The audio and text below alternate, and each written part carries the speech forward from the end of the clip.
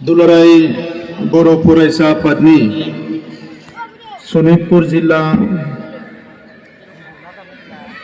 आरो लोगोसे सा धिगियाजुलि दखरा जयैनो खुंनाय बे बोसोरारि जथुम्मानि गेवलां मेलखौ दैदेननाय जिल्ला एबसुनि मानगोनां दैदेनगिरि दिनैनि बे मेलाव गाहाय आलासि महरै बाहागो लाफैनाय आरो एसे आगोलाव जोबोद बेसेन गोसा बिबुंथि होलांनाय बर'नि सासे गोख्रों दैदेनगिरि आथिखालनि एबसुनि आफादगिरि दिपेन बर' बिथां मेल बेखेवगिरि गोलाव सम दुलाराय बर' फरायसा आफादाव थानानै बर' हारिनि बायदिसिना जेंना गोनां समफ्राव गोख्रों बिफाव लाबोनाय सनितपुर जिल्ला एबा बोखावजायै सनितपुर जिल्लानि समनिफ्रायनो गोबां खामानि मावबोनाय मानगोनां खुंख्रा सरगियारि बेवहाय बाहागो लाफैनो हानाय तामुलपुरनि बारग' एमएलए बिथां सन्जि बसुमतारी बिश्वनाथ जिल्लानि आफादगिरि सनितपुर जिल्लानि गासिबो दैदेनगिरि नोंथांमोन मिरु एबसुनि दैदेनगिरि लोगोफोर आरो लोगोसे बेवहाय बाहागो लानो हानाय गुबुन आफादनि मानगोनां दैदेनगिरि बिथांमोन আজিৰ সভাত উপস্থিত हुआ आमार विभिन्न छात्र संगठनर और जातीय संगठनर सम्मानीय नेतृबृंद आरो बे मेलखौ जाफुंसार होनो सनितपुर जिल्लानि गुबुन गामिनिफ्राय बाहागो लाफैनाय सिबिनां रायजो राजा नोंथांमोन बिदा फंबाय बिब' बिनानावमोन आं बयनिसिमबो फैबाय थानाय मागो दमासिनि आरो लोगोसे इंराजि गोदान बोसोरा जागायदों बे इंराजि गोदान बोसोरनि जयैनो नोंथांमोन साफ्रोमनोबो आंनि गोसो गोरबोनि अननाय सिबिनाय आरो गाहाम हामलायनायखौ बावहरदों आङो अबंलावरनि खाथियाव आरज गाबदों नोंथांमोना साफ्रोमबो गोदान बोसोराव मोजां देहा आरो गोसो लानानै मोजाङैनो मोजां संसार जानो हागोन बयनिबो नखराव अनज्लायनाया थागोन आरो लोगोसे गावबा गावनि जिउनि थांखिफोरखौ मोजाङै जाफुंसार जाहोनो हागोन आङो गोलाव बाथ्रा बुंनो सानाखै एसे आगोलाव आफादगिरि बिथाङा बिनि सिगाङाव दुलाराय बर' फरायसा आफादनि बोसोनगिरि बिथाङा जोबोद मोजाङै बुंलांबाय आथिखालाव बर' हारिनि जि जेंना बेखौ लानानै बिथांनि बाथ्रायावनो बिथांनि बिबुंथियावनो रोखा ओंखारजोबदों आं मोनफा मोननैल' बाथ्राखौ नोंथांमोननि सिगाङाव बुंनो सानदों जे दिनै गोबाव सोमावसारनायनि उनाव बर' हारिया मोनथाम गोरोबथा मोनबाय बिएससि बिटिसि आरो बिटिआर बिएससि गोरोबथायाव सारा आसाम नाङैनो बर'फ्रा सोमावसारदोंमोन आरो बै समाव 1135 सुबुङा जिउ गारनो गोनां जादोंमोन जोंनि मुंख्लं जादोंमोन आरो बे 1135 सुबुंनि जिउ गोमानाय आरो गोबाङानो पुलिस मिलिटारिजों बुख्रेबजानाय न' बां सावजानाय गोबां सेक्रिफाइसनि उनाव 1993 मायथाइयाव बिएससि मोनदोंमोन बिनि उनाव फिन खेबसेबाव 1992 मायथाइनिफ्राय फिन सोमावसारनानै बै समावबो गोबां माखासे गोब्राब थासारिजों मोगा मोगि जानानै सारा आसामाव रायजो जानाय बर' फिसाफ्रा बोखावजायै बै समनि सनितपुरनि मोनफ्रोमबो गामियाव रायजो जानाय जोंनि बर' फिसाफ्राबो गोबां सहायनांनानै गोबां मोनसे गोब्राब थासारिजों जुजिनानै फिन खेबसेबाव 2003 मायथाइयाव बिटिसि मोननो हादों आरो बेवहाय नोंथांमोना गोबां बिहोमा दङ बै समनिफ्रायनो गोबां खामानिफोरखौ दुलाराय बर' फरायसा आफादा सनितपुराव खामानि मावगासिनो दङमोन सोलोंथाइखौ लानानै हा हुखौ लानानै बे गासिबो थासारिखौ लानानै बै समाव रायजो जानाय जोंनि गासिबो मानसिफ्रा एसे हां सरथे एबा जागोन ना जाया बिश्वास गैयै बायदि मोनसे थासारि दङमोन नाथाय फिन खेबसेबाव 2010 मायथाइनिफ्राय गोख्रों सोमावसारनानै 2020 मायथाइसिम जोङो फिन मोनसे बिटिआर गोरोबथा मोननो हाबाय जेराव एनडिपिनि गासैबो आफाद बिनि आद्रा थानाय जेंनाफोरखौ सुस्रांनांगौ होननानै थामथि खेबनि थाखाय आरोबाव मोनसे गोरोबथा खालामबाय भारत सरकार आसाम सरकारजों। बे गोरोबथायाव जोङो आसामाव जोबोद मोजां मोनसे राजखान्थियारि जाफुंसार जोङो जानो हादों एबा मोननो हादों। बेनो जाबाय आसामाव बर'फोरनि थाखाय मोननै काउन्सिल दानो गोनां जादों। मोनसेया बिटिआर आरो गुबुन मोनसेया बर' कसारी काउन्सिल। दा दिनै नुनायाव बर'फोरखौ खावनै जानाय बायदि नुदोंब्लाबो जिहेतु जोंनि दानि थासारिया राजखान्थि थासारिया आरो आसामनि राजखान्थि थासारिया जोंनि हारिनि थाखाय मालाबा मोजां सानो मालाबा मोजां साना। दा बिनि गेजेराव बड'फाया होलांनाय सिमांखौ मोगथां महर होनो थाखाय जि मोनसे गोख्रों थांखि लानानै बे मोननै काउन्सिलखौबो मोगथाङाव महर होनानै एबा गोख्रों खालामनानै जोंनि राव थुनलाइ हारिमु गासैखौबो जौगाहोनो थाखाय बड'फानि सिमांखौ मोगथां महर होनो थाखाय जों बयबो खामानि मावदों। दा दिनै बेवहाय सनितपुरनि बाथ्राखौ थोंजोङै रायलायोब्ला बे गासैबो सोमावसारनाय 40 बोसोरनि सोमावसारनायाव मोनसेबो सोमावसारनायाव सनितपुरनि रायजो राजाफ्रा फासयनानै थायाखै। दा थेवबो नांगौ समाव नांगौ बायदि सरकारनि अननाय सरकारनि अनसुंथाइ सरकारनि माखासे जौगानाय आसनिनिफ्राय जोंनि मानसिफ्रा मालाबा मालाबा बन्सित जानो गोनां जादों। गुबै जेंनाया बेनोमोन जे सनितपुर बिश्वनाथाव हानि जेंना। बे हानि जेंनाखौ बै समाव कंग्रेस सरकार थानाय समावबो जोङो दुलाराय बर' फरायसा आफादाव आंबो हाबा मावनाय समाव जों तरुण गगৈ बिथांजों जोबोद नारा नाथा नाजादोंमोन आरो बिथांखौ बालिपारायाव लिंनानैबो लाबोदोंमोन जे जेरैखि जाया गामिखौ मोनहोनांगौ होननानै। मानोना बै 2003 मायथाइयाव बिटिसि गोरोबसा जानाय समाव बै समनि दैदेनगिरिफ्रा सानजाहा सिमाखौ बोनांगौ एबा नारनांगौ एबा अरहोनांगौ होननायाव बे ओनसोलाव मानसि गैया होननानै सरकारा बुङोमोन। मानोना बे गासैखौबो बिथांमोना हाग्राबारि होननानै हमनानै लायोमोन। जों जेब्ला सरकारजों रायलायबाय थादों बै समावबो बिथांमोना खनले बुंदों जे बे ओनसोलाव मानसि गैया बे हाग्राबारि ओनसोल बेखौ नोंथांमोना मोननाय नङा होननानै। नाथाय जारिमिना मालाबाबो थगायनो हाया। सनितपुर होनना बुंनाय लोगो लोगोनो बे सनितपुरनि जारिमिनानो जोंजोंसो सोमोन्दो दङ। मोनसे समाव बान राजाया रायजो खुंदोंमोन। जों बयबो मिथिगौ बेखौ। बै समनिफ्राय लानानै बे सारा बुरलुंबुथुर सेरफाङाव अरुणाचल आरो भुटान हाजोनि सेर सेर जोंनि मानसिफ्रा जे रोजा रोजा बोसोर सिगांनिफ्राय रायजो जादों बेखौ रावबो थगायनो हाया। आरो बिनि उनाव जेब्ला 6 बोसोर बड'फानि सोमावसारनाय जाबाय थादोंमोन बै समाव गहपुराव जोंनि मानसिफोरखौ गोबां अनजिमायाव बुथारनानै जोंनि न' बां सावनानै बिथांमोना मोनसे बिदिन्थि होनानै दोनलांदों जे बेवहायसो जोंनि मानसिफ्रा रायजो जानानै दङ। दा बे गासैबो बाथ्राखौ लानानै एनडिपिनि दैदेनगिरिफोर एबसुनि दैदेनगिरिफोर बयबो नारा नाथा नाजानानै जोङो थांनाय जि गोरोबथा जालांबाय बेवहाय गहपुरसिम एबा लखिमपुरनि सिमोनगुरिसिम जोंनि गामिनि सिमाखौ जेरैखि जाया नारनांगौ होननानै जों मोनसे सिमा बोनानै दोनदों। गोरोबथायाव लिरनायाव मोनसे लिरनानै दिनै थि खालामनानै दोनदों। दा बेखौ लानानै गोबाङानो गोनो गोथो जादों। मानोना बुंग्राफ्राबो बुङो बै समाव बुंदोंमोन गामि दाबसे सोनो हाबावोब्ला आङो बे सनितपुराव थानाय नङा बिश्वनाथाव थानाय नङा बेखौ गारना खारगोन होननायबो बर' मानसि ओंखारो। बे दानि बाथ्रा नङा, गोदोनिफ्रायनो जाबोदों। जोंनि बर'नि जांख्रिखांनायाव जोंनि हारिखौ 100 जौखोन्दो मालाबाबो जों खौसे मोननो हायाखै। नाथाय थेवबो जोंनि जांख्रिखांनाया जोंनि सोमावसारनाया मोनसे नंगुबै थांखिजों गासैबो बिथिङाव जोङो मोनसे जास्टिफाइड एबा जास्टिफिकेशन थार बिजिरनाय थाखानाय मोनसे थासारिजों जुजिबोनायाव दिनै जोंखौ रावबो थगायनो हायाखै। दा नंखायनो मानगोनां रायजोफोर जोङो हाखा दावरा खालामनो सानाखै। जोङो जबरदस्त खालामनो हायो। दिनै दुलाराय बर' फरायसा आफादा सा सानजा भारतआव बयनिख्रुइबो गोख्रोंसिन मोनसे आफाद। बेखौ जोंनि सा सानजा भारतनि गासैबो हारि हारिसाफ्रा गनायो। दुलाराय बर' फरायसा आफादा सोमावसारफिननो हायो, नारसिननो हायो भारत सरकार आसाम सरकारखौ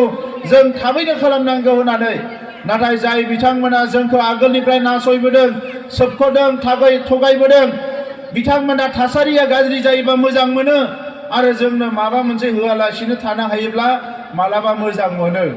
दा बै मानसिफोरनि गोसोखौ नायै नायै दिनै मेलेमजों दावगालांनांगोन आरो जों बेनिखायनो बर' हारिया दिनै मोनफ्रोमबो आनजादाव देरहासार जाबाय जोंखौ सिगिनायावबो जोङो देरहाबाय जों गियाखै जोंखौ बुग्लुं बुसि न' बां सावनायावबो जों गियाखै जोंनि मानसिफोरखौ बुथारनायावबो जों गियाखै धैर्य सैज्य गासैबो आनजादाव दिनै जोङो उथ्रिसार जाजोबनो हाबाय दा ओंखायनो मानगोनां रायजो राजा नोंथांमोन बे साहा ओनसोलनि गामिखौ जेरैखि जाया हानि मोनथायखौ मोनजोबनांगौनि थाखाय जों खामानि मावगासिनो दङ थांनाय 2020 मायथाइयाव गोरोबथा जानायनि उनाव जोंनि सरकार फैनायनि उनाव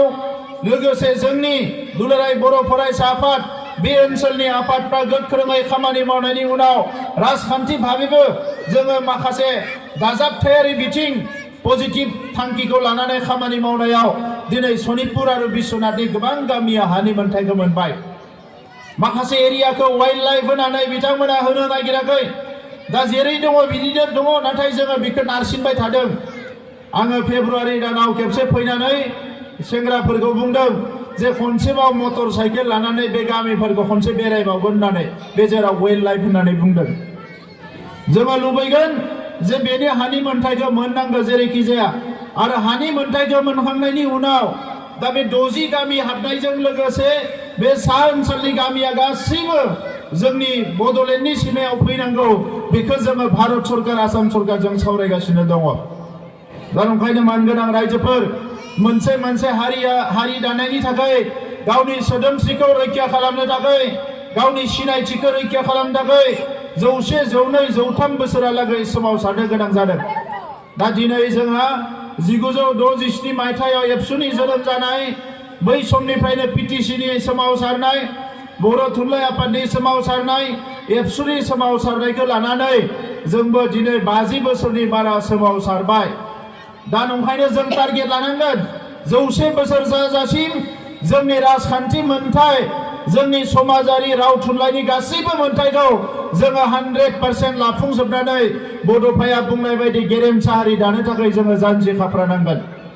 दा ओंखायनो मानगोनां रायजो जाननांगोन थांनाय बै समाव जिखिनि जोंहा फरायनो थालांबाय जिखिनि जोंहा रांखान्थि बिथिङाव थालांबाय जों सरकार दानायनि उनाव दिनै गोजोन थासारि दानानै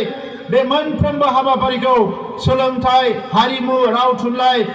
रांखान्थि गासैबो बिथिंखौ खामानि मावनो थाखाय दिनै जोङो जानजि खाफ्रादों बे बिटिआरनि 9 जिल्लायाव जोंनि सोलोंथाइया जोबोद मोजां जाबाय जौ जुवाखौ लानानै दुलाराय बर' फरायसा आफादा गोबां जुजिबोनो गोनां जादों नाथाय जों सरकार दानायनि उनाव दायो जोंनि ओनसोलाव जौ जुवाखौ जोङो बन्द खालामबाय सोरबा सिखावै होनो सानो मालाबा होयोबो नाथाय जों बेखौबो पुलिस मिलिटारिजों बे जौ जुवा बायदिसिना गाज्रि थासारिफोरखौ बन्द खालामनो थाखाय 24 आवार जों नोजोर होगासिनो थायो दा ओंखायनो लासै लासैनो जोंनि लाइमोनफ्रा मोजां जाबोदों साख्रि बाख्रियाव लासैनो साख्रि मोननायनि अनजिमाया बांदों डाक्टार इन्जिनियार जानायनि अनजिमाया बांदों लेखा फरायनायनि अनजिमाया बांदों फारफ्रोमबो बिथिङाव दायो लासै लासैनो गेलेगिरिफोरनि अनजिमायाबो बांदों मोनफ्रोमबो बिथिङाव जौगानो हमदों जोंनि हारिमुआ दिनै जोंनि जायफोर गोबां हारिमुआव खामानि मावग्रा बिथांमोना दङ बिथांमोनाबो गोसो होनानै खामानि मावनो हादों सरकारनिफ्राय थोंजोङै बिथांमोननो मेल मिटिं खुंनायनि थाखाय सेमिनार बानायनायनि थाखाय बायदिसिना हाबाफारिफोरखौ मावदों मोनसे समाव बर' ओनसोल होनबा क'क्राझार होनना बुङोबा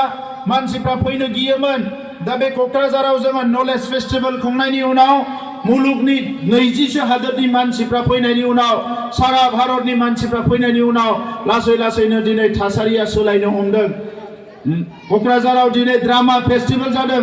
इटालीनिफ्राय जार्मानीनिफ्राय लेटिन आमेरिकानिफ्राय श्रीलंका नेपाल गोबां जायगानिफ्राय फैनानै ड्रामा फेस्टिभेलाव बिथांमोना थुनफावथायनि फेस्टिभेलाव बाहागो लाफैदों लिटारेचार फेस्टिभेल जागासिनो दङ आगोलाव दैजिं फेस्टिभेल बानायोमोन बेवहाय जौनिफ्राय लानानै जुवानिफ्राय लानानै एसे गुसुं गुसुं ड्रेस गाननानै मोसानायनिफ्राय लानानै बायदिसिना थासारि जायोमोन नाथाय बियो दिनै बन्द जाबाय क'क्राझाराव जि लिटारेचार फेस्टिभेल फैगौ 1 तारिखनिफ्राय जाबावगोन बे लिटारेचार फेस्टिभेलाव सारा भारतनि लिरगिरि खन्थाइगिरिफ्रा फैयो आरो मुलुगनि कमसे कम 15-20टा जोंनि हादोरनि मानसिफ्रा लिरगिरिफ्रा बोसोरफ्रामबो फैयो थासारिया लासै लासै सोलायनायनिफ्राय सोलायलांदों दा नंखायनो नैबे समाव जोङो बे सनितपुर बिश्वनाथ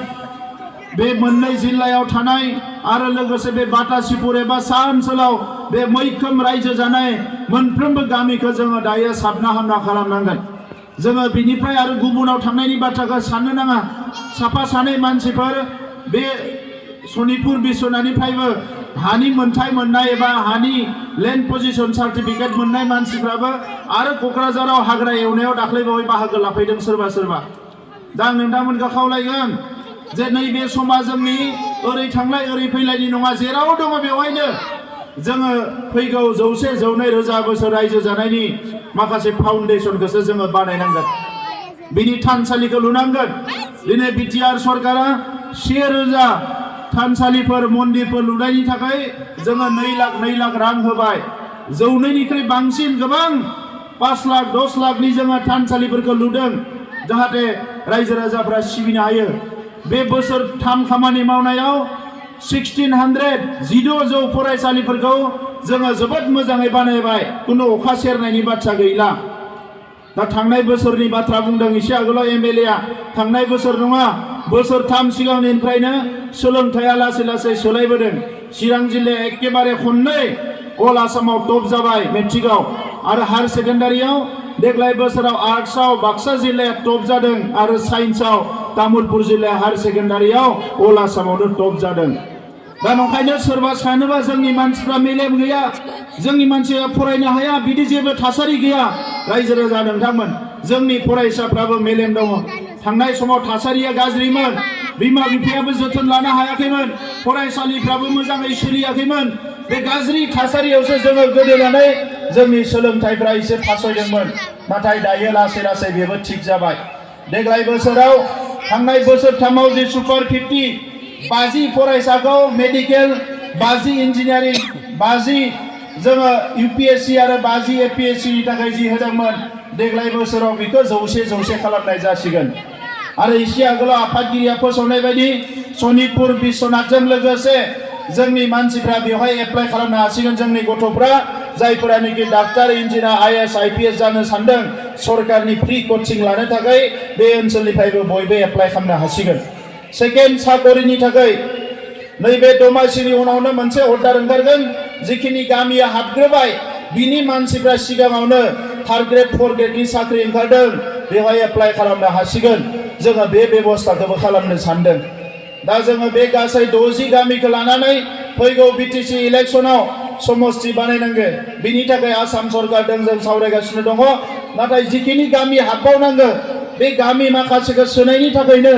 जोङो लासै लासैनो खामानिखौ मावदों जे जाहाथे बे गामिफोरखौ गासैखौबो सोजोबनो हायो अब्लानिया जोङो जौगानायनि खामानिफोरखौ मावनो हागोन दा मानगोनां रायजोफोर एसे आगोलाव आंनो फोरमायदों जे नैबे सेन्टाराव मोनसे अडिटोरियाम नांगौ होननानै आङो थांनाय बोसोरावबो एबसुनि जथुम्मायाव गासै गं 10 फरायसालियाव 12 लाख होनो होनदोंमोन आरो बे फैसाखौ सेंसन खालामबाय जोङो बेखौ रेभिनिउनिफ्रायसो हरनांगौमोन बै समाव दा ओंखायनो बेखौ सेंसन खालामबाय आरो बायदिसिना जिखिनि बुंनाय दङमोन गेस्ट हाउस बेफोरखौबो सेंसन खालामबाय आरो नैबे सेन्टाराव जि मोनसे अडिटोरियाम लुफुंनो होननानै बुंदों बेवहायबो 50 लाख रां होगोन आं बेखौ दिनै फोसावबाय लामाखौ जोबोद गाज्रि नुदों नाथाय बे लामाखौ आं एसे सिगाङाव मन्त्रि बिथांनो बुंदों जे लामाखौ बानायनांगौ होननानै दा मन्त्रि बिथाङा लामाखौ बानाय सान्दैयाव जि गंथाम दालां दंफांनि दालां नुबोबाय बे गंथामबो दालांखौ पाक्का बानायनो थाखाय आङो आखायाव लागोन आरो थाबैनो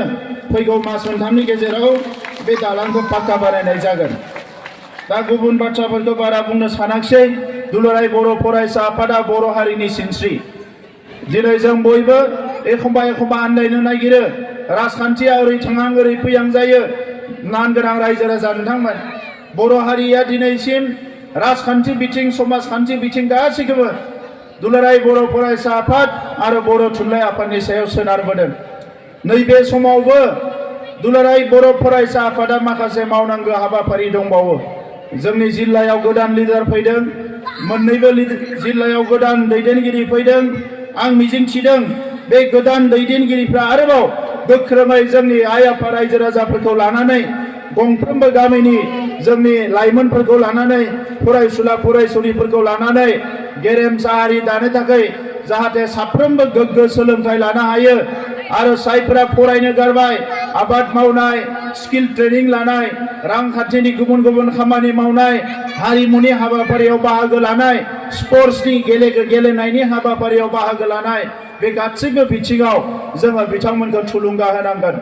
गुबुन हारिफ्रा जौगालांदों, जोंबो समान समान जौगानांगोन। जोंजों रायजो जाग्रा हारिफोरजों अराय सम मोजां सोमोन्दो दानांगोन। मानोना फैगौ समाव जोंनि लामा हान्थिनांगौआव बिथांमोनाबो जाहाथे जोंजों थाफायो। थांनाय समाव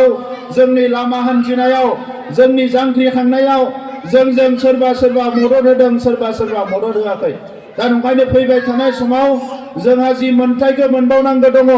जि हाबाफारिफोर जोंहा हारिनि थाखाय मावनांगौ दंबावो, बे हारि हाबाफारिफ्राव जाहाथे बयबो हारि माहारिफ्रा जोंखौ अराय सम मदद होयो। बिनि थाखायनो साखाथि फाखाथि रायजो जानाय गासैबो हारिफोरजों जों मोजां सोमोन्दो लानांगोन, मानगोनां रायजो राजा बिथांमोन। दा ओंखायनो आङो बे बाथ्राखौ बुंबाय। आरो नैबे सनितपुर जिल्लानि बातासिपुरनि खाथि खाला थानाय जोंनि थानसालि गिर्जा जेफोर दङ, बेवहायबो जोङो आलारि सोरां मुंजों राङारि अनसुंथाइ होयो। फैबाय थानाय समाव बेखौबो आङो होनो थाखाय नाजागोन। दिनै गामि गामि खाम सिफुं जथा दामनाय, बिदि सोलोंनाय, बे गासैबो हाबाफारिफोरखौ जों लाखिनांगोन। मानोना जोंनि हारिमुखौ जोंनो फोथांनानै दोननांगोन। अब्ला फैबाय थानाय जोलैखौ, दानि जेरै जोंहा बेवहाय उन्दै उन्दै बिनानावफ्रा खेराइ मोसादों, थिग बेबायदिनो खाम सिफुं दामनो थाखाय दामनोबो जोङो मोजाङै फोरोंनांगोन। दमासि फैदों, दमासियाव जौल' लोङालासिनो दमासियाव जोंनि जि आगोलनिफ्राय सोलिबोनाय आसार खान्थि, बेफोरखौ जों मोजाङै फालिनांगोन। बिनि उनाव बैसागो फैगोन, बैसागोआवबो जोङो जोंनि आसार खान्थिखौ मोजाङै फालिनांगोन। जाहाथे मोनसे गोथां हारि महरै साफ्रोमबो थांनानै थानो हायो। आरो जोंनि बर' फिसाफ्रा गामियाव थानाय समावनो, गामिनि आइ आफा रायजो राजाजों गामियाव थानाय समावनो बर' हारिनि आसार खान्थि, बर' हारिनि गासिबो नेमखान्थि, हारिमु जि दङ गासैखौबो सोलोंलांजोबनो हायो। गाबोन सोरबा आमेरिकायाव फरायहैगोन, गाबोन सोरबा इंलेन्डआव फरायहैगोन, गाबोन सोरबा दिल्ली मुम्बाइआव थांनानै हायार इडुकेसन लाहैगोन। नाथाय बियो न'निफ्राय ओंखारलांनाय समावनो सासे गोख्रों बर' फिसा जानानै मोदोमै माहामै गोसोजों मेलेमजों गासैजोंबो गोरबोजों बियो जाहाथे गावनि हारिनि गासैबो आयदा बिथिंफोरखौ जाहाथे सोलोंनानै थांनो हायो। बे थासारिखौ जों गामियाव लाबोनांगोन। आरो दायो गोदानै ड्राग्स फैदों। आं नोंथांमोनखौ खावलायगोन जे माखासे लाइमोनफोरखौसो टारगेट खालामनानै बे ड्राग्सआ फैदों। मानोना बैसो जाग्राफ्रा, बैसोगोराफ्रा ड्राग्सनि बाथ्रा मिथिया, साफा सानै जौ लोङो, माबायो, बे मोनसे थासारिया जोंनियाव दङमोन। नाथाय दायो उन्दैफोरनि थाखाय टारगेट खालामनानै गाज्रि मानसिफ्रा ड्राग्स फानो। दा ओंखायनो रायजो राजाफ्रा बहाबा खोनायोब्ला, फरायसा आफादाथ' थाखाबाय, जोंनि रायजो राजाफ्राबो बहाबा ड्राग्सनि बाथ्रा खोनायोबा जाहाथे बयबो गोख्रोङै दबथायो दानिफ्रायनो। आं बेखौ नोंथांमोननो खावलायबाय। गोलाव बाथ्रा बुंनो सानाखिसै, बयनिसिमबो साबायखर बावबाय। आरो फैबाय थानाय समाव दुलाराय बर' फरायसा आफाद, बर' थुनलाइ आफाद, बर'नि माहारि आफादफोरजों नोंथांमोना अराय सम गोख्रोङै गसंगोन। आं बेखौ मिजिंथिनानै बयनिसिमबो आंनि खावलायनायखौ बावहरबाय। थांनाय खनसेयाव सफाय दैमानि दै खुरखानायखौ जों एसे मदद खालामहरदोंमोन। दिनै आंनो बेलस्रिनि दै खुरखानायनि बाथ्रा बुंदों। आं मन्त्रि बिथांनो एप्लिकेसनखौ हरबाय जे बिथाङा मा मावो बेखौ आङो फेब्रुवारिनि गेजेराव मावनो थिनदों। जुदि फेब्रुवारिसिम बिथाङा मावाबा मार्च एप्रिलनि गेजेराव बे खामानिखौ आं मावनानै होगोन। गोजोन्थों। बे समाव